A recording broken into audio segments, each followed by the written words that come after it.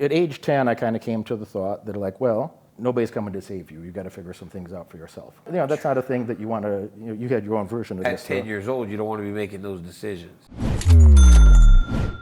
Today I'm chatting with the double champ, Daniel Cormier. DC was a champion at UFC. It's multiple times in the heavyweight division, light heavyweight division, famed wrestler. You beat everybody's ass in wrestling. I mean, yeah, Not all but you of them. did. But I tried. You're one of the most. Excuse me. It's a shame that I sneeze like that. It's actually kind of embarrassing. I want like a tough sneeze. I want everything about me to be like tough, but like I'm sneezing. Achoo. You're on your way to the Hall of Fame for fighting. Yes. If you got a less tough sneeze, you'd be okay. Yeah, Be okay. When you put it like that. Everybody has their redeeming qualities. Me, for instance, if I didn't make all the money I was making in entrepreneurship or stocks, at least I could be a model. At least my modeling career is going to be fantastic. You're decently attractive. You and I both. I have a prosperous modeling career. That's always been my backup plan. Because let me tell you something. If you've never met anyone more confident in their looks than me. Luke Rockwood came in here, and I felt like the set was worse because he doesn't look as good as I do. I also have a body dysmorphic disorder in reverse, so you and I might suffer that same. I don't know if it's a suffer. We probably benefit from that same affliction. A lot of people, it benefits in a lot of situations. In my mind, I think I'm strikingly handsome. You should. I actually do. You know what actually makes you handsome? Your ability to make all that money. That helps. It helps, right? It helps when you make some money. When you become a little bit famous, you become much more attractive. I've learned that myself. Funny thing about that I did realize when girls meet you and they say you got millions of followers, and if I go to the fight, say yell your name, but it's your arena. But they say, if I go to the fights, 20 people will yell my name from the audience throughout the night. Absolutely. And ask for photos and stuff like that. So that's not a bad thing either. When you meet somebody new and random dudes are yelling your name and want a photo with you, that it don't hurt your situation. No, it does not at all. Don't hurt your. And when they find out later you're smart and got a couple $, that also makes it a lot better. I know guys, some of my friends actually show them how many dollars they have, and it makes the courting process. So it makes the courting process very simple. Unfortunately, the relationships don't last very long. I see. I had a policy in my head a long time ago that the first half a year that I'd spend with a girl, if I was dating a new girl, I didn't buy her shit. I'd take her to dinner. I'd buy her logistical things, like if I was traveling somewhere and she was coming with, pay for the flights, pay for food.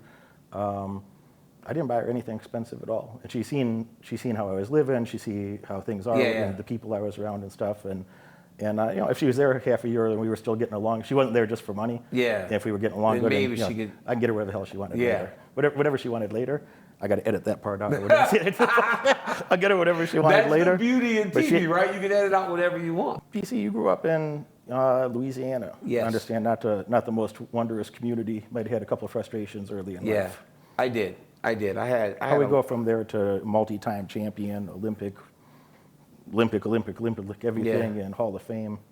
How'd that start off for you, man?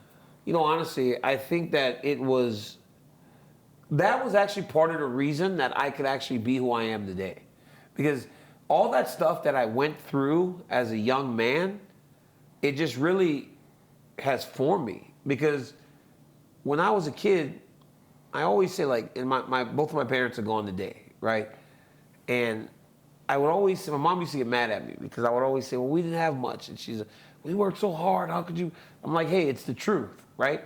We didn't have much, but I've come to realize as I've aged, we always had what we needed.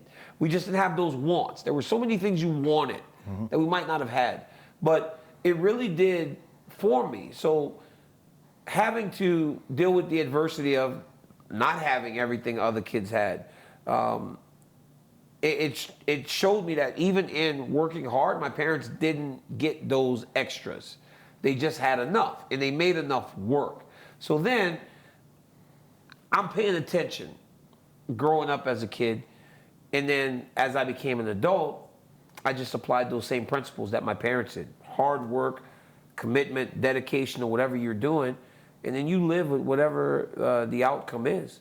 But that wasn't all the hardships. There were so many other things that I grew up and dealt with that so many others don't. And I would not even wish the thing that I've had to go through on my my worst enemies, because it's crushing. And as a 7-year-old boy, when what happened to me with my father, my birth father, you know, it can literally almost ruin you going forward. But opposed to letting it ruin me, I allowed for it to kind of shape me. Because when you can turn the corner on things like that, like, and you know, for people that don't know, my birth dad was remarried on Thanksgiving Day. He and his new father-in-law got into a fight, shot him, killed him dead. 7-year-old boy, you go through that can end you. But as I got a little older, as I got through that, it's like this thing was like formed inside of me that no matter how hard I got, boom, I could get back up if I applied myself and really turn something so negative into something positive. When I was 7 years old, my father got a 15-year prison sentence for cocaine trafficking. And my uncle. I only had one uncle, so the only two male guys around me. Figures in your life. Yeah, so they both were gone for, in Illinois, you served 7 years. So they were gone from the time I was 7 till 14. And before that, they weren't really around much. They were busy building their cocaine empire. Yeah. So they were successful at that, but that was the largest cocaine arrest in my county's history at the time. So I was a chubby kid with a super overweight mother. My mother was very obese, and my dad was front page of the newspaper. It makes life hard. Kids don't treat you nice in school. No, you know? I mean, you become a target. You become a target for everything. Like, I mean, you're bad. They call you bad family. I mean, it's the worst. And it's like, you know, obviously at a different level, but same thing. You know, you're the poor kid. I really hated it at the time.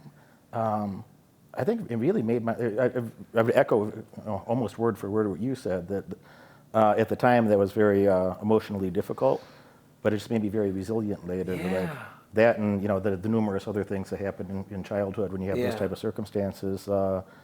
Like in my head, I'm like, oh well, there's nothing that could possibly happen to me at this age going forward that would bother my emotions. You know, I'm telling you.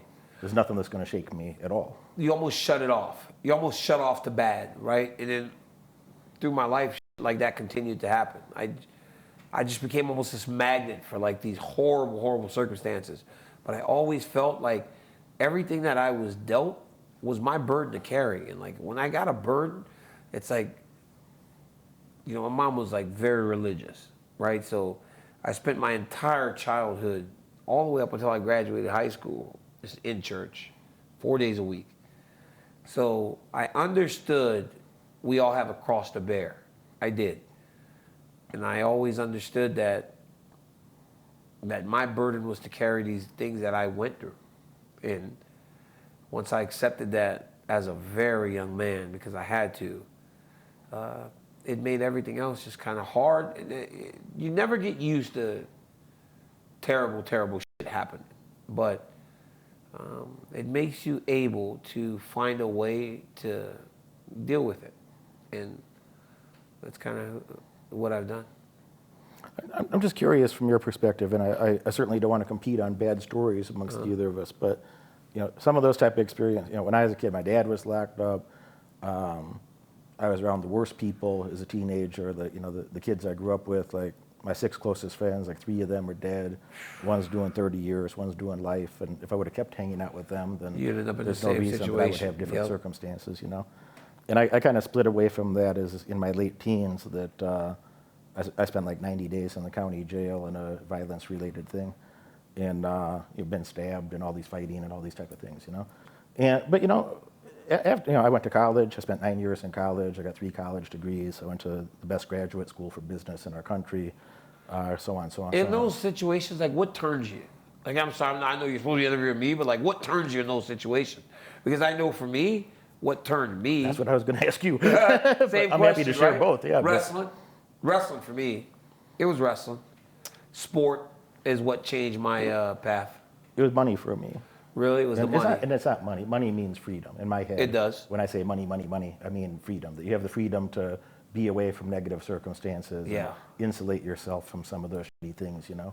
Yeah. So, my dad had a couple $1 million in the early '80s, which, you know, that's maybe $10 million or something. That's a lot in the '80s. Yeah. So inflation adjusted, maybe he had $10, $12 million in today's money, you know? Yeah. And we went from that to like, you know, the government took everything and I'm sitting home with my half crazy mom on welfare, getting like, you know, free food delivered and the phone's turned off because she didn't pay the bills, you know, stuff like that. So I really hated that. Bothered me a lot. I felt like a little embarrassed. So the idea of what you guys had before was kind of what drove you? When I was a kid, when I'd come out here as a child, we're in Las Vegas right now. And when I was like a child, we'd go to I'd hang out with the Binion family. My father knew the Binion family or the Stupek family. Stupek built the Stratosphere down the street over here. So I'd be around the family of the, you know, the casino owners and kind of the top people in the city at the time. And so I saw, you know, the sort of lifestyle that they had, or, you know, a few other, I don't need to say their names, but, you know, pretty famous people at the time that there's a very famous comedian that they hung out with a lot and whatnot. So I seen some of those type of personalities and, you know, wealthy people or famous people. And yeah, all that was just gone overnight, you know? And so I had those references. I just thought that was normal at the time. I was just a kid, but I just, like, that's the context that I grew up in. Yep. And then I saw this other situation where, you know, the phone bill's not paid and, you know, there's, you know, it wasn't good. I don't need to say all the details. No, for sure. But, no, you know, absolutely. I got more concussions from my mother than any other violence I ever been involved in. Yeah, you know? back then they I didn't used have to get best. after you. My mother and I didn't have a good relationship, you know.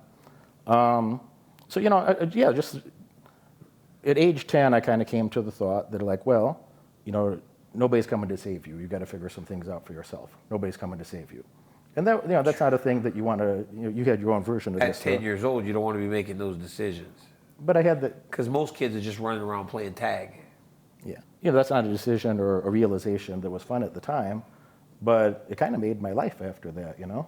And anything that... I had a good brain, and I had a good work ethic. I wasn't like a lazy person, so anything I was curious about, I was really happy to work hard or learn, or... I kind of came to the idea that, you know, education can save you from a lot of those problems. Now I'm saying that I'm also a high school dropout, so I wasn't so good at following orders. I was good at giving myself some orders and making sure I do what I promised I was going to do. Yeah. I wasn't so good at taking orders from other people, you know. But that made me really good at entrepreneurship. I quit my last job when I was 19. I haven't had a job for almost 25 years. But it's hard. Like, not many get to go through the things that we've gone through and live to see it on the other side, because it crushes you. Like, it legit crushes you. And there have been so many things that could have crushed me, but I literally have used it to propel me and always motivate me. So in those darkest moments, I would call back to, well, you know, it's not that, you know, like, I lost a fight, I didn't lose somebody, didn't lose their life, you know, like, it's just I've got this, like, what doesn't kill me makes me stronger mentality. That's how I approach just about everything in my life. You didn't lose too many fights either. I did. I didn't lose many fights, but I lost. And in those moments, you got to reevaluate. I think one of the biggest mistakes today is people want to feel better instantly. They don't want to deal with the emotion of feeling bad. Nobody, like, in the world, like, from athletes to freaking people in the media to comedians to I mean, everybody across the board. Nobody wants to feel bad. And because of that, everybody rushes for who's going to make you feel safe. I never did that. So when I lost my very first fight, I would get away from everything. Right? And this happened, like, I developed this, like, after another one of those issues in my life. Took off my Instagram, got the Twitter, all that other stuff that everybody does. I was away from that for 6 to 8 weeks. I stayed home, didn't go to work, didn't do nothing. I stayed home and I dealt with that like I lost somebody in my life, because I never wanted to go through the feeling again. Next time I lost, same thing. Same thing, get away. Every time I lost and mourned it as if I lost somebody in my life. But the problem with it is, people don't do that no more. That's why, you know what you see? You see fighters lose, they rush to the back, jump on Instagram, oh, it wasn't my night. Why? Why? Because all the people that follow them are the people that support them. So you know what they say to them? Oh, it's okay, champ. You'll get them next time. We're so proud of you. You gave so much effort. It's okay. And then instantly they're like, well, there's a lot of people that care about me. There's a lot of people that think I did pretty good. So I'll just get back. I'll do it next time. And by always thinking you'll do it next time, you never deal with what just happened in the moment. So you don't get better from that loss. Everybody loves the cliches. You don't lose, you get a chance to learn. Mm-hmm. Learning is in the losing. In those experiences, you get better. But they never really do it. I did. That's why I didn't lose that much. That's why the greatest don't lose that much. Because they don't just try to get on to the next thing. You live in the bad. That's also why you never let go of your past. Because it reminds you of what you went through to get to where you are today. Mm-hmm. It's that simple. If you let go of your past, you'll make some of the same fucked up mistakes that will end up getting you in the shit again. I'm now in the final stages of the Real Estate Riches program, and I can really say that I've learned a lot over the program. Real estate is a business, and you have to understand how that business works in order to operate in it profitably over a long time horizon. You actually have to understand the whole business with all participants in the market, but with all of the technical things that go into it, but also like some more social aspects when it comes to negotiation, etc. And if you're thinking about joining the program, I can really encourage you to do so. Don't only sign up for the Real Estate Riches program, sign up for the whole Trinity. So also for the Moneyberg mentoring and the markets program, because all three programs really work together in a very synergistic way. And you will be able to transfer knowledge from one program to the other one and deepen some of the aspects that you've learned in a previous program. So I can highly encourage you to go ahead, invest in yourself, invest in your future, and join the group.